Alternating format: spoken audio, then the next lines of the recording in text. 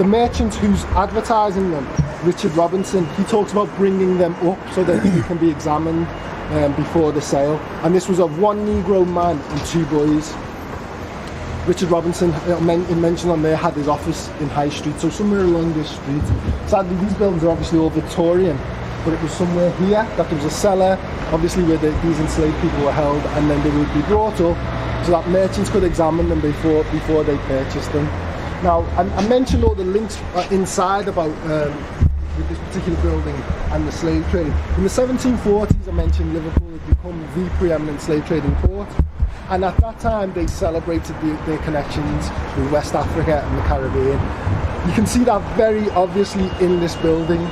Now, in the 1780s, there was a very famous actor who would come to Liverpool quite often. His name was George Frederick Cook, and he would perform over at the Theatre Royal, which is in Williamson Square, if you know where Williamson Square is. And he was known as a bit of a drinker, and he'd come on stage drunk. And the crowd on this one occasion, he's acting Richard III. He's probably got a big hunch on his back. He's pissed, so he must have looked like a bit of a figure. And the crowd see this and they start to boo and hiss him. So he retorts by saying, "I have not come here to be insulted by a set of wretches, every brick of whose infernal town is cemented by the blood of an African." And you can imagine how that had gone down in a town like Liverpool. Again, the subscribers to the building of the theatre that he was in, the majority of them were slave traders. But for me, of all the buildings that still exist, this is the building that most embodies that. And I say that for this reason. If you look up very closely, can you see the frieze up above? Okay. Now, the frieze celebrates the places in which were making Liverpool very wealthy at the time. So you can see an elephant, obviously. Yeah. You can see a rhino. Sadly, the rhino lost his horn during the Second World War when a bomb fell in the street.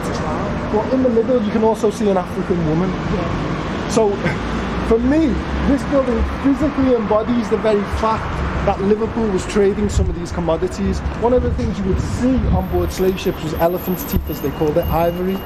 There we have it. Now, as well as Africa being depicted, on this side you also have the Americas. So you can see a Native American woman, a crocodile, an alligator probably is on there as well, and probably a llama.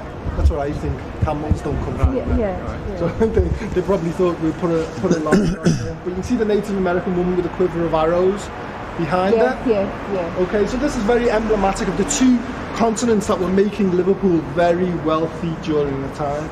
And one of the reasons we know this is because not only did the merchants carve friezes like this, during the 19th century, Liverpool was very happy to commemorate the importance of America to its development. So if you go to Sefton Park, we both live around Sefton Park. If you go to the Palm House in Sefton Park, you see the statues around the Palm House. One of those statues was the only statue of Columbus that was in this country up until 1992. For the 500th anniversary of him setting foot on Hispaniola, London got a statue of Columbus, but up until then Liverpool was the only city in the country to have a statue of Columbus. And that makes sense because Columbus is an important figure in British history, but he's a very important figure in the history of Liverpool.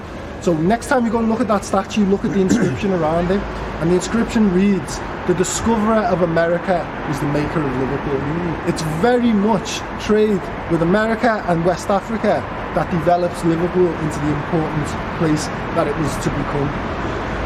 Obviously, Henry Yates Thompson, who gave the money for the building of the Palm House, his maternal side of the family, the Yates family, had made vast amounts of wealth through Jamaican plantations.